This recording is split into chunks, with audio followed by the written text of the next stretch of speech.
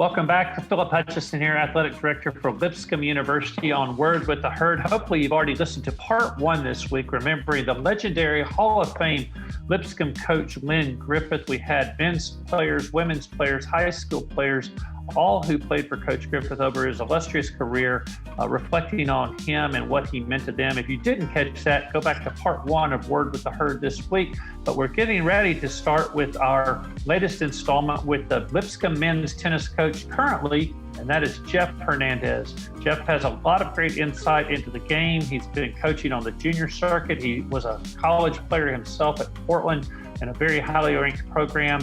He was a great junior player himself back in the day, and he's doing a fantastic job with Lipscomb men's tennis. So we hope that you enjoy that on part two with Word with the Herd.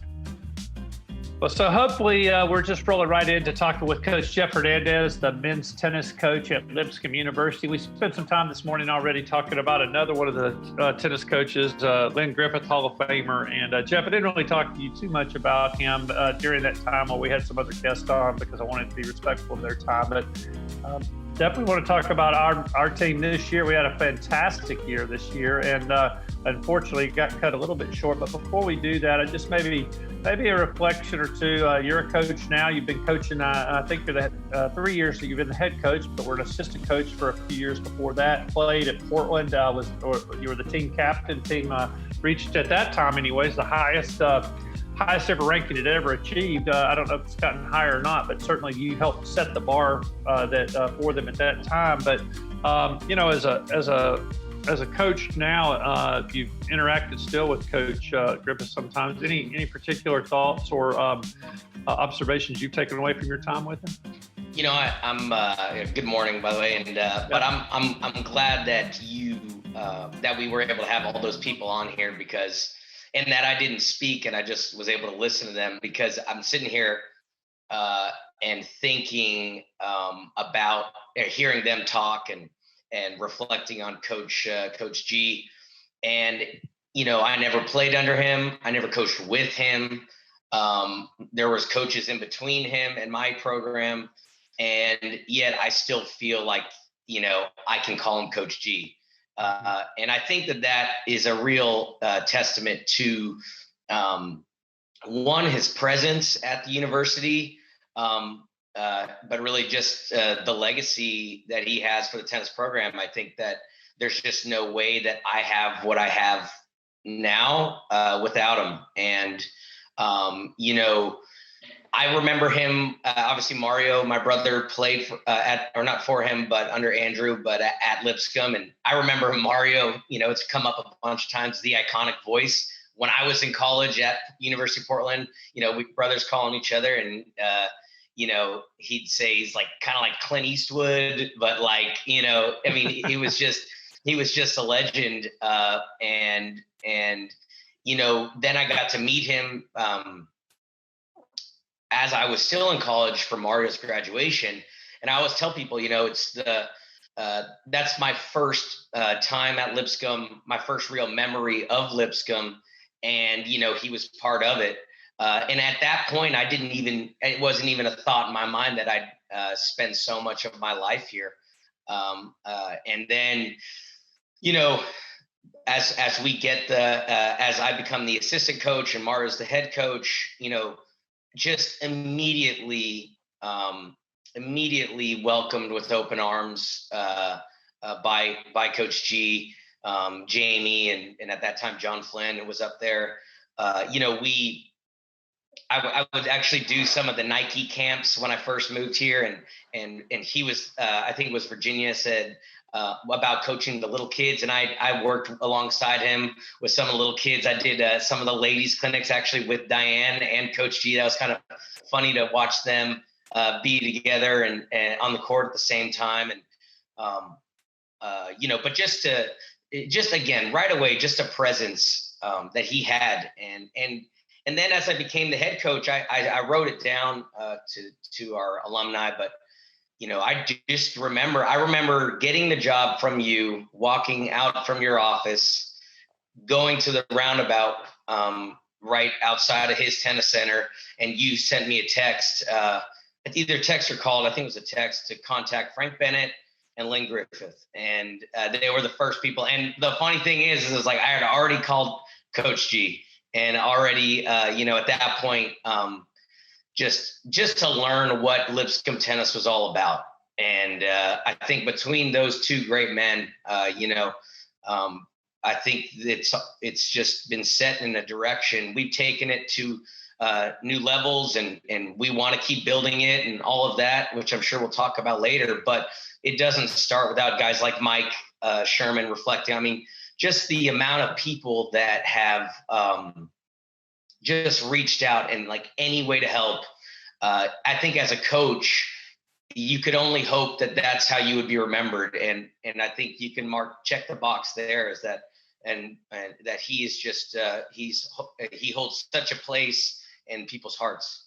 Oh, yeah, that's good. That's a great way to think about it. And it's interesting. I hadn't really kind of thought about that, but yeah, you just kind of sitting there, kind of absorbing some of that, probably good food for thought for even you as the coach right now. And so I've already mentioned that you've been coaching for 3 years. First year as the coach, I think, was our first year to go to the ASUN finals that year. Played there, had kind of a magical run down in Florida. That was with Mario. I can't steal his thunder there. He was still the head coach. Yeah, I want to, trust me, but he holds that against me as well. But yeah, I mean, it was, but we were part of it, and it was special.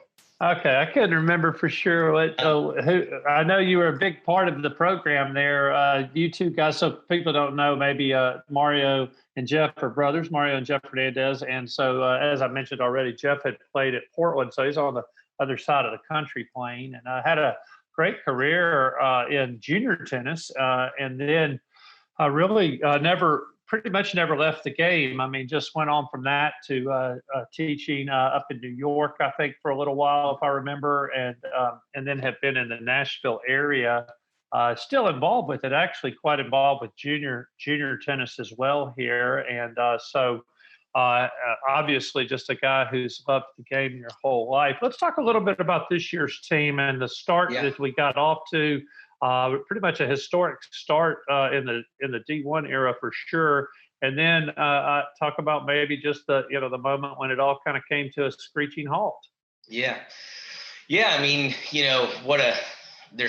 it's just a year that it's hard to kind of explain and even think about, but just as far as what's unraveled. But, the team, starting out 9-0, and then we lost them at our last match, and we're 9-1. It's just something that's, I obviously believed in the team, but you just don't plan on that. In history, it just hadn't happened. But I think that it was one of those years that was just in the making from, when Victor coming in, even with Rob Mitchell beforehand, and it just Alejandro, it's kind of started going, and I think we just started building all the way down the lineup. Bringing in Pablo, Jorge, Pedro was such a great player for us, like just kind of down to that 4 or 5 spot, even in bringing Gonzalo with his energy, and Jake Penny and David Scravitt. And then you bring in Maxime Bogdanovich, who comes in as a freshman and goes 9-1. So it's just everybody had a part in it. And that was the coolest part we would talk about in the locker room. It's like everybody has had an impact on this team. And I can't say that we had that before. And everyone played a role. But I think, I think the guys at the top, they deserve a lot of credit, because they just have been there so long, even when it wasn't going right, and helping me, working with me as I kind of made some rookie mistakes as a head coach, and trying to learn and just figure it out. I give, Victor was there with me a long time through some tough years, and to do what he did as a player is pretty huge. And then Jorge also, I'm just speaking of the seniors, but Jorge, I think, was one of those guys that obviously he won a lot and played very highly, but he's just one of those guys that I could talk to a lot of times just about see where the team is at, And then you bring in someone like a Pablo, who was a transfer and just, if you get a 4.0 and you go to nationals in the same year, I think you're doing pretty well. You set a pretty high standard. So it starts there. And then it just worked down. So I think it was just a special team, and we were, hopefully we were planning on trying to, win the conference and do our best. You can't ever guarantee anything like that, but I mean they were dead set on it and going to nationals, and that was going to be the way that we at least go out. And then obviously all this happened with the coronavirus, and it's funny. I think I've had a lot of people kind of be apologetic towards me and just feeling for myself and the players, that this is your best year ever and you get cut short. There were other years that I probably would have wanted to get cut short when we were grinding it out. So, maybe not the best timing in that regard, but I just don't really feel that way. Honestly, I don't hold my head, and I don't think the guys do, because I think that we accomplished enough to at least prove to ourselves, hey, you're legit, and you've worked so hard to get the program where it is, and you felt that joy of success and like consistent success, to where when I told the guys, I was like, we're going to start running out of fingers, when we were putting our hands up and for our pictures after, and they just embraced it. And so I think that success, I'm so glad that Victor was able to feel that, Jorge, and Pablo, and then you get a Maxime as a freshman to feel that. So that's how he just thinks that's what Lipscomb tennis is, and that's what we're trying to become. Right. But I think it's one of those things where we enjoy it, we're proud of it, and I think we have to leave it. I think that we definitely aren't going to carry that baggage, I would say, with us in the next year. It's a new year. We're just going to have to adapt. But I think it's nice to having Victor and Pablo make it to nationals in the fall, and then have that success in the spring. It just rounded it out. So I walk away very proud and ready to move forward. Yeah, you mentioned Victor Cha and Pablo Cafarena, that were a doubles team that made it to the ITA Nationals in the fall, and that was a first for our program. And so what does that do for a tennis program when you're able to kind of set a new high water mark? Well, I think it makes it just hammers home that what we do works, and you just got to buy in and do it. And you have to believe that we are trying to reach new levels. There's no real limit to it.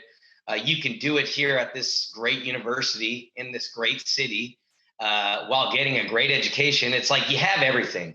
And, at Portland, University of Portland, it was a very similar size school. We were able to get top 50 in the nation my senior year, as you mentioned. But then after I left, that team just kept going, and they accomplished even more, winning the West Coast Conference. And so it's just, I think it just gives them a taste that it can be done here. And that's why I give, Victor so much credit, and Pablo and even Jorge, just I think that breaking through the first time is the hardest part, and being the guys to do it. And actually the crazy thing about it is that at that tournament in the fall regionals that qualified them, they were actually down match point in their first round. I think it might have been 3 or 4. And I was sitting on the bench, and I was like, wow, like these guys, I believe that they could do it. And they just kind of, Victor and Pablo just battled. And once they got through that match, then they just like killed everybody up until the finals, and actually had a match point and lost. But, so it's tennis, it's a cruel game, but also they're so deserving to make it to that national and to be on that scene. It was so cool to be able to go, and you have all the best players in the nation as a coach, coaches that I looked up to, coaching against Ty Tucker and from Ohio State. And, it was just exciting. And but they had set points, and they had set points in 3 out of the 4 sets that they played. I mean, so it's like one of those things, that level, that ball just keeps coming back. Yeah. So we needed more experience on it, but they can do it. And I think that they're just phenomenal, and they've given so much to the program. It just takes us recruiting wise. It starts to make it. I always felt I had to convince people, because it hadn't happened yet, but now it's happened, and I can lay it out and show them that you can do it here.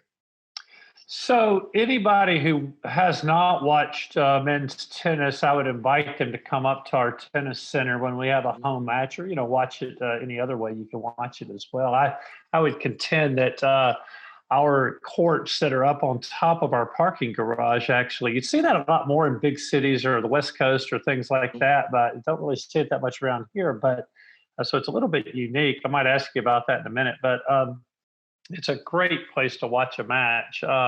And I think one of the first things you're struck by is just the speed and athleticism in the game. It's just, I don't know, something about watching it on TV.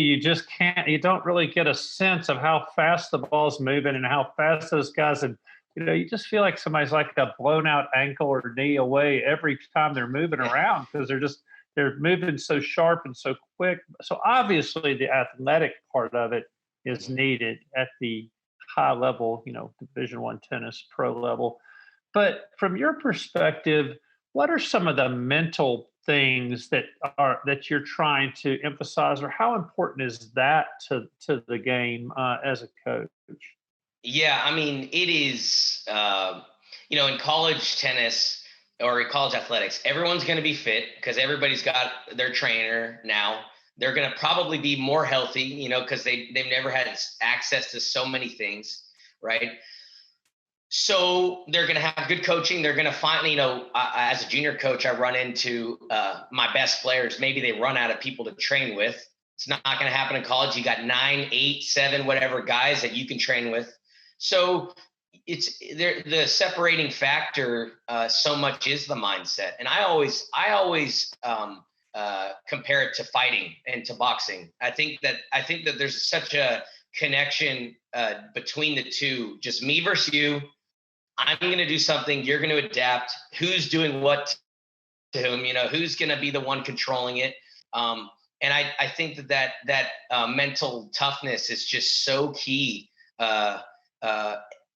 To be able to, especially the interesting thing about it that I love about the college coaching is in juniors, you don't have a coach out there. You don't have access to a coach. So you can go away, right? You get down 4-0, 5-0. You can just kind of stop my day, or you get mad, start throwing your racket, whatever, you lose. But, and as a player, maybe your opponent does that. And I kind of coast through that win. But at the college level, there's always a coach coming around. So your opponent's rebounding constantly. And so there's like this, and if a coach sees a player tank in college, I mean, it is on, right? That is like you cannot do that. I'm sure Coach G wouldn't have allowed that. And I definitely wouldn't. And so I think that you actually come up against a more resilient opponent, even if it's not their nature. So you are really having to be on the whole time, and I think that forces the guys to embrace the mental training a little bit more, and that just kind of it brings out their next level. I think, like for example, Maxime, our freshman, what we did in the fall, we changed a few things in his game. He was coached so well technically, like he was all there. I mean, everything was there. You look at him, he's just a beast physically. But there were some technical and movement changes we had to make to kind of get him going. But it was basically the fall was just going to tournaments, playing tournaments, him messing up, learning, and then learning the mind and connecting the mind and the body. And his dad came and watched him in the spring, and Maxime had won 2 4-3 matches. I think it was that weekend where it came down to him. And his dad was honestly like kind of in shock, and like he would have gone away beforehand, and he didn't. And it was like, he wasn't coached better. He wasn't, his game was already there. It was just connecting the dots. And I think that that's what you can really provide in college coaching is you can, and I think at a school like a Lipscomb, when we're trying to find an edge, it's like, you've got to take guys like that and you've got to be able to connect the dots, because a lot of those the top ones that it's already there, maybe they're at a bigger university, a Power 5 school. And so, I think like a Victor, it was the same thing. You've seen Victor play, very emotional player, high intensity. And it was like just how to control energy levels. And when Victor would do that, it was just, he really couldn't be beaten. And so, but it was just finding yourself. And again, also, once you can do that, I would say like the lens is on you when you're struggling. You're like, oh, my forehand's bad, my this and that. It's like, if you can get over that, then that lens turns to your opponent. And now it becomes, how do we beat them? And I always found like coaching, say at the bottom courts, or maybe somebody who was struggling, so much more of my conversation was about them versus how to beat the opponent. And like a Pablo, it was always about how to beat the opponent, and so I think that's kind of, you just see that how important that mindset is, for sure.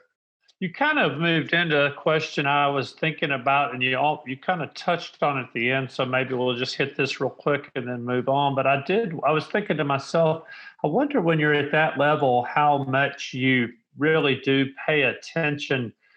I know you probably pay attention to the strengths and weaknesses of a player. I mean, I am a 4.0 or whatever I used to be, kind of very mid-level, Not bad.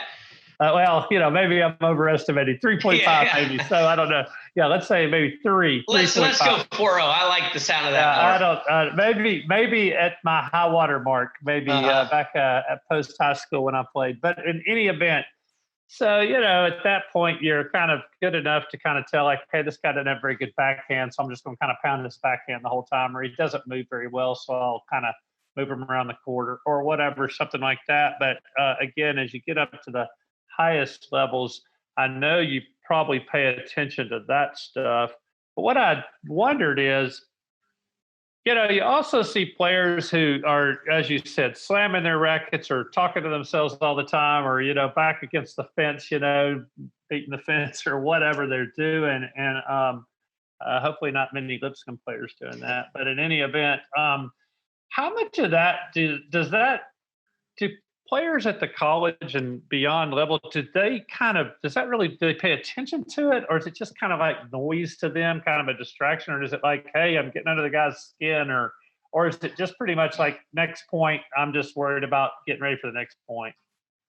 I think it's I think it is important. I mean, I definitely do, but I think you can some guys kind of bluff a little bit, like they put on a bit of a show, and really they're trying to distract you.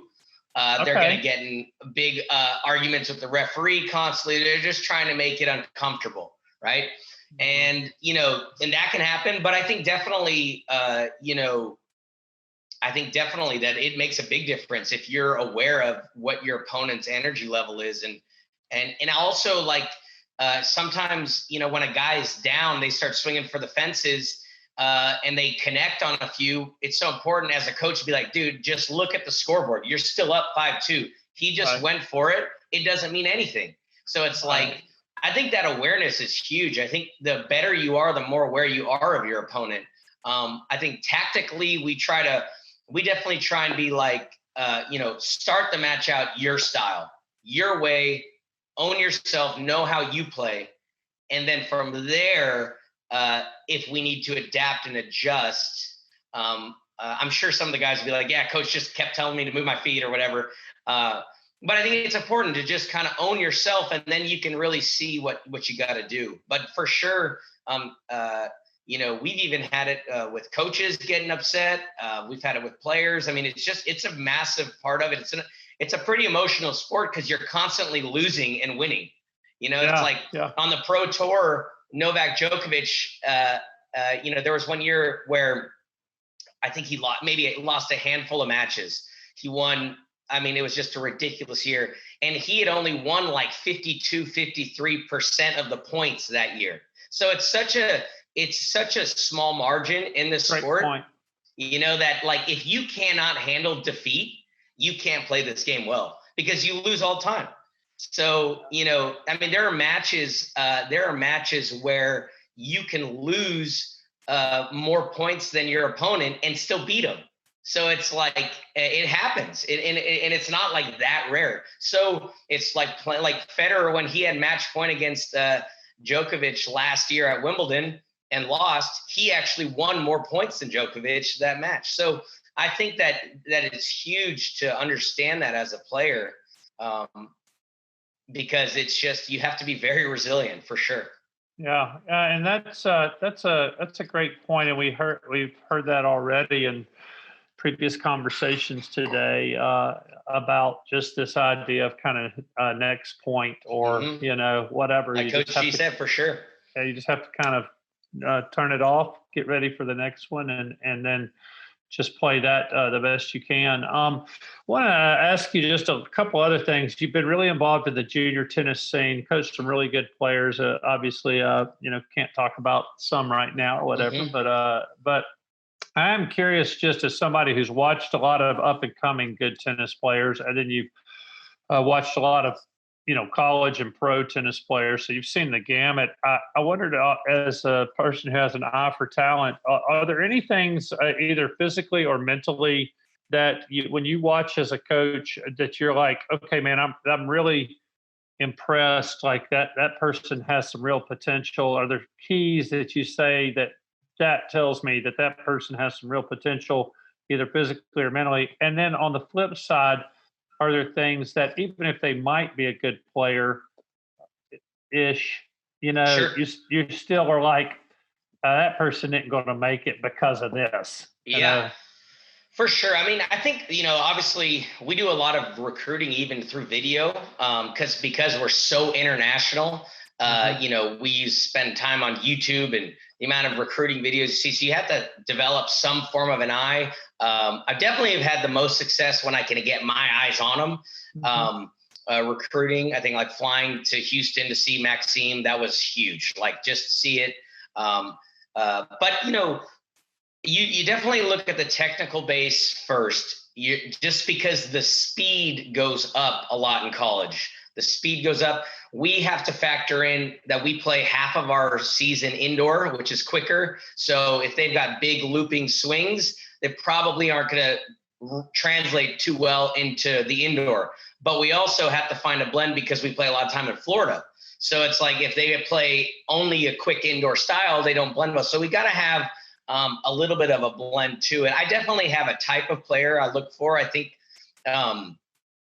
it's that fighter. I think the fighter mentality, really, you know, that's hard to see on a YouTube video. That comes through conversations. What are they saying? I mean, you put that with Victor, Jorge, everyone down the list, this team, this year, fighter Gonzalo, who had some injuries but wasn't able to play. I brought him from Tennessee Tech because he was so scrappy. Maxime was fighting. Jake is a fighter. David's a fighter. So I think that you try and see if they're going to have that toughness. But, you know, you gotta also, if they can control it, like, that's kind of the tell too. If there's, in your conversation with them, if there's a sign of a lack of discipline, that starts to become the red flag, you know. And because it is, if you can't manage yourself as a tennis player, you just can't do it. But, you know, it's funny, you think, you know, and then you just don't have no idea. Like, I can remember Mario and I watching Alejandro Manzanares, his recruiting video. I must have been my first year as an assistant coach or something like that. And, you know, he had these extreme grips, like I'm talking about, I probably wouldn't look at. And I honestly kind of was like, I didn't brush him off because his results were good. But as I'm watching with Mario, I don't know. And then I think I turned to Mario like 3 minutes later. I'm like, dude, has he missed a ball yet? And it was like he just hadn't missed. And so you have to try and find that little something different. And those guys that are just under the radar, that maybe you can bring it. But again, if they have that little X factor, the technical base, and then the discipline, and they're scrappy, then, I typically like them. But yeah, without the discipline, that has been a huge thing. If there's, and I guess, I guess you don't learn it till you get them there, but that coachability, the guys that have had the most success are, willing to let you help them more. And I was fortunate. I had a great coach at University of Portland. That's why I went there, getting recruited by bigger schools and this and that. But Aaron Gross was he's so good, and his track record would show it with pros he's developed and whatnot. And he used to tell us, and I tell it to the guys, I stole it for sure, was like, if you do it my way, what I ask, if you lose, it's on me. He took that pressure off. But he's like, if you want to do it your way, you better win. And it was like, and it was so true. I was like that, and I tell him that, look, you can do it your way, but you better win. But yeah. I think those guys that have done well, it gives them a little bit of freedom and fearlessness, and that's when you play free, obviously, in any sport, I would imagine, is when you can become a beast. And so that coachability and trusting of me and me trusting you, it's huge. Yeah. So that's great stuff. I actually wrote down great players are willing, the ones that are willing to let you help them more. That's a great thought. I hadn't really thought of it that way. Real quick, and then I want to move on to just talking a little bit about recruiting and maybe just a couple of more philosophy things, and then we'll probably call it a day. But yeah. I am curious. This is a kind of off topic, but you made me think about it. So you mentioned we play indoor half our season, or a good part. We play outdoor, and again in the ASUN conference, we have several schools in Florida, so we play down there. One thing that's, again, a little bit unique for us is we have our courts are up on top of the tennis, the garage. And so they're 30 feet up in the air or something like that, 40 feet, I don't know. And so you've got the fences and the windscreens and all around them. So obviously, that background seems familiar. I'm just curious from a tennis player perspective. I mean, is that really not that different because you've got the fences and the screens and that sort of thing? Or is it a little bit different for people who are coming into play?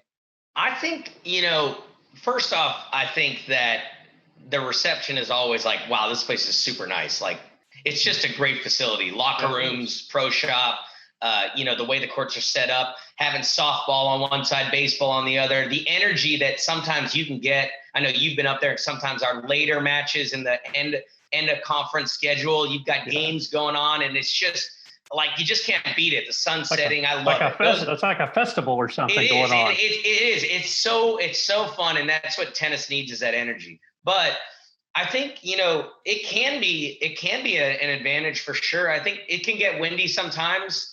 I think Nashville in general, it just is a windy tennis city. Like, it doesn't matter what courts you're on. And it actually helps us because Florida, every time we go there, 1 out of the 2 or 3 matches, basically my job is just to run and get balls from going on every other court. Like, it's crazy. So like, it kind of prepares us, but I think that, every court has a different feel, how the ball bounces, a different speed.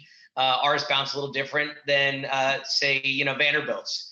But so it is nice to have an advantage. I mean, the guys, we've won a lot at home, in the outdoor season. We always have had a team that's definitely more outdoor based. That's why I actually would have really liked to see how good we were going to be this year, because we're an outdoor team. I mean, we are better outdoors. And we won all of our matches indoors. And so in the one match we lost, it was our first match outside on these very slow courts at Tennessee Tech. And we had been training indoor all week, and we just hadn't adjusted yet, because it is different. It's very different. So, but I think we would have just been even better. Just as that's what history's proven, I think Maxime would have had to adjust a little bit more his style, because he is a little bit more of an indoor player, but he grew up in Texas in the heat. I mean, that's what he's made for. But I mean, 100% Victor, Pablo, Jorge, Pedro, Gonzalo, all better outdoor players. So but yeah, they love playing up there. I mean, we put the music on in practice, and it can get hot. I remember, you get up there, you're getting cooked in the August or September when practices start. We used to, Rob Mitchell from England, he'd be like, "Coach, I've been training." He's in and getting this nice cool breeze, and then he'd come up and he would throw up like on demand every year. First week, it was like, it became like a mission, right? And so, but I didn't have to do much. It was hot. It's Tennessee. Carson Panovec, same thing. I remember like the first week, I'm up on those courts. I'm like, it is hot today. And I go down and he's getting Chinese food in the student center, fried rice and like orange chicken or something when they had that. And an hour before practice, I'm like, "Dude, what are you doing?" And he proceeded to throw up, so it's like, it was great. I mean, it's one of those, it's a great place. I really love it. And I'm so glad that I know that we'll be able to honor Coach Griffith there. And it's exciting. That's great. Well, so you mentioned here a few of the players we have. So I want to ask about recruiting in just a second, but I'm going to ask two questions I ask every coach that comes on here. And so I'll ask you these two, and then we'll talk a little bit about recruiting, and then maybe one or two other things and call it a day. But I always ask people, if you were commissioner of your sport for a day, if somebody just gave you the golden scepter and the crown and said, "Now you're the ruler of all of tennis, and we can let you make any rule change, game change, schedule change, just anything you want to do. You just it's up to you. Make any change to the game you want to make." Is there anything that you just have thought about in the past? Like, hey, I've always wanted to do that. Just for tennis in general, or college tennis? No, tennis. It could be tennis in general or college tennis, just anything related to tennis.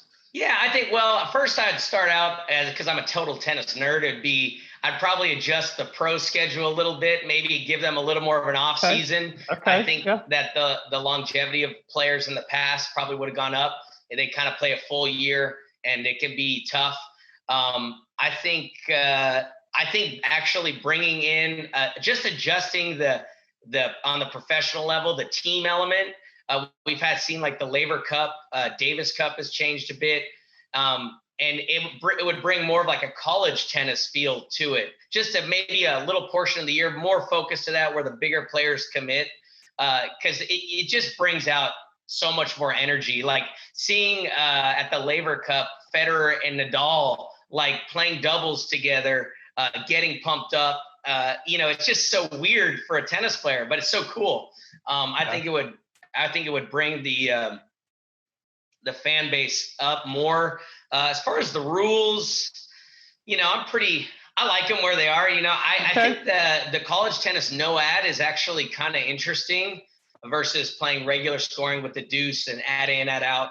I don't know if I'd like it more or less for the pro. I initially, when college tennis switched to that, I was initially against it. But now I actually kind of like it. It makes every point count more. And then just being a college coach now, I'm so partial to doubles. I just love doubles.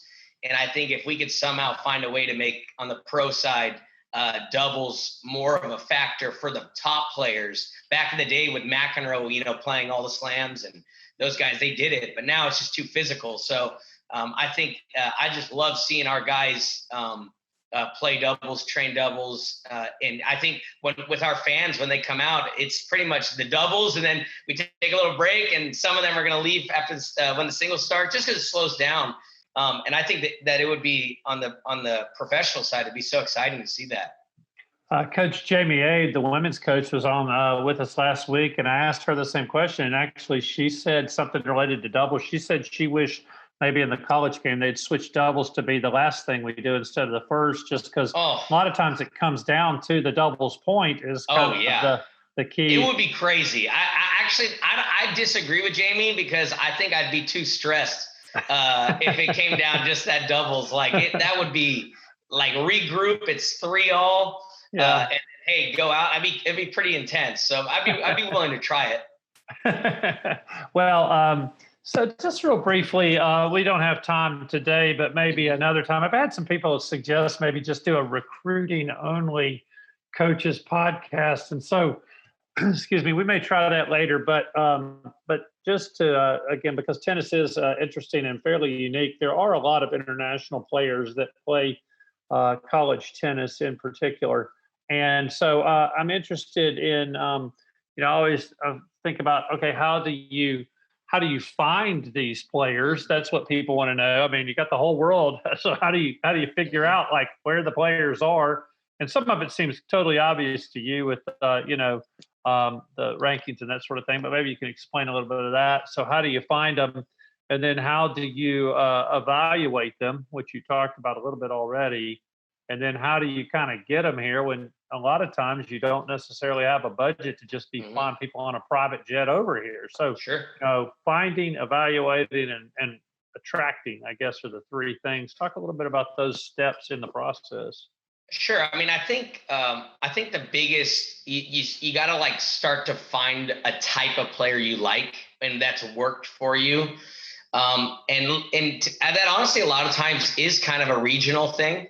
I've happened to we've used a lot of players from South America, Central America, and from Spain. We've had success with players from England, and we've had from all over. But and we're trying to get more American kids. And Maxime's American, David's American. It's growing.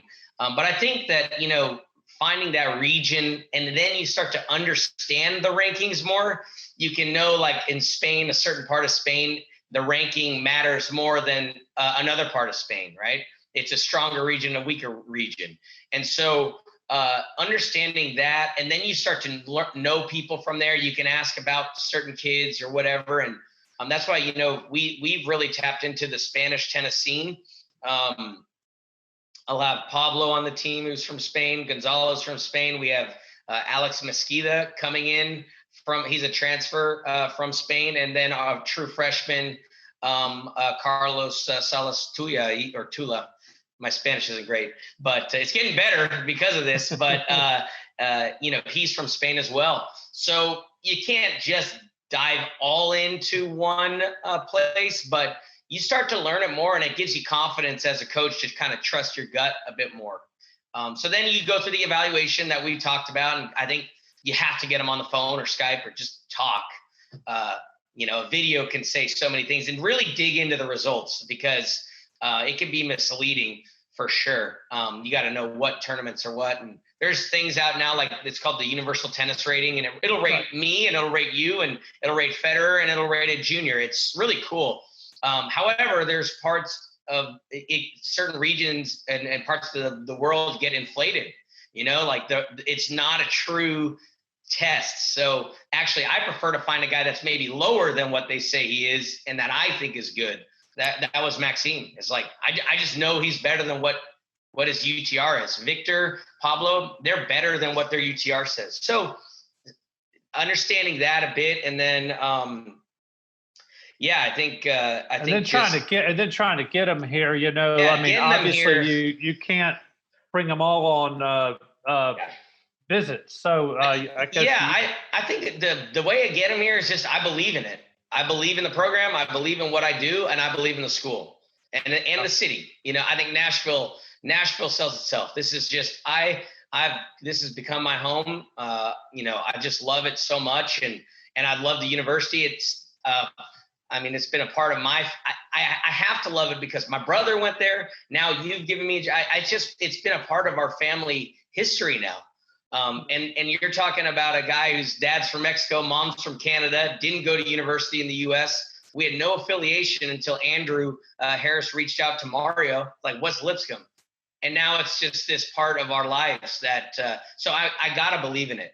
And so I think that's how I get them, is through laying it out, and the university sells itself. A lot of my athletes, the internationals, try to study business, but not all of them.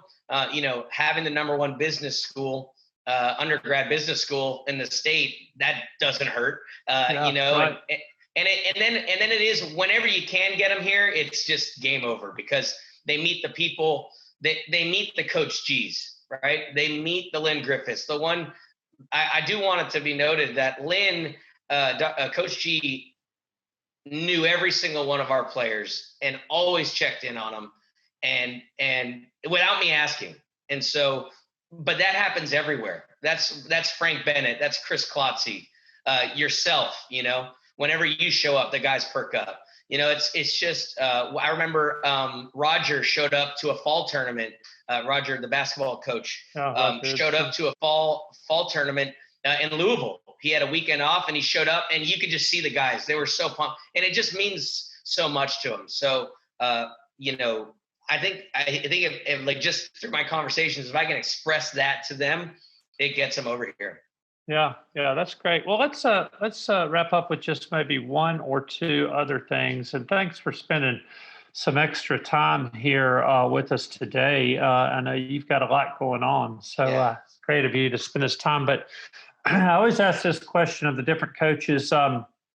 If you were to go back and give first-year coach Geoff Hernandez some advice, you were able to, like Back to the Future style, send yourself in the DeLorean back to talk to first-year Geoff and say, hey, here I am now. Let me give you some advice and save you some trouble here by knowing this already or keeping this in mind or anything. Is there anything like that that's kind of struck you that you would tell yourself? Patience, probably first. You don't need a player right now if it's not the right player. Take your time with that. That I learned that quick. And then I think I was fortunately able to learn pretty quick. I think it's one of my strengths, but just adaptability as a coach. You might have one way that you want to do it, but that's not how I approach my coaching. I like to make it player friendly and adjust it every year. And it's like what I might have done doesn't necessarily mean that that's what that player needs. Actually, Victor, I probably learned that the most through Victor. In coaching Victor, because I want to spend hours and hours and hours grinding. That's just how I grew up, and that wasn't how he processed. And I think once I understood him more, like, okay, he's going to bring it and he's going to prepare himself and he's going to be in his room foam rolling, get his body right, get his mind right, to adjust, but then to be able to adjust to another player that needs that time. So making it I guess it's a little easier having a smaller team to manage, but just be ready to do what the player needs, not necessarily what your ego wants or what you need, Yeah, that makes sense. Well, Geoff Hernandez, been great to have you on with us today. A lot of great coaching stuff here. I hope we have coaches who listen to this because you've really thrown out some gems here. I've made a few notes while you've been talking here, so awesome. I think that's really good. And I have a feeling you're the kind of guy that probably if there was two European Davis Cup teams playing on at 2 a.m. or whatever on some random cable station, you might be it's the guy. It's on in the background, absolutely. Yeah. even if it's a replay. So I was looking here to make sure that I reminded myself of this. But if you want to follow our men's tennis team on Twitter, it's at Lipscomb M10. So just M and the letters TEN. And then on Instagram, it's Lipscomb _M_tennis. And so, you can obviously hit the search function and search them both, but keep up. You can see some of the drills they do. There's some silliness that goes on there. Sometimes you see some of them in the weight room. I get after it sometimes. And so, I love it. It's so fun to put that stuff up, and I want them to see what we're really like. Yeah. So definitely want people who are interested in the program to follow us that way. Obviously had a fantastic start to the year this year, and we're really just getting cranking to be in the part of the season that would probably suited us best. But we'll have to just get ready to do it again this year, and it won't be that long, and we'll be back at it. So I want to remind everybody in general, if you found us here and you're watching this, that means you're either on YouTube or you're on Spotify, one or the other, listening or watching, and you did it through @Lipscomb Bisons, and that's our main account on every social media platform, whether Twitter, Instagram, Facebook, YouTube. all of those ways. If you want to keep up with all that has gone on in our program or is about to happen, go to lipscombsports.com. That's our website, and certainly you can click on the men's tennis tab, find our roster, the news, information about our coaches, schedules, all of that for every sport. So we would encourage you to do that too. So again, great to have you, Geoff, on our program, and we'll look forward to watching the team compete again here soon. Awesome. Go Bison.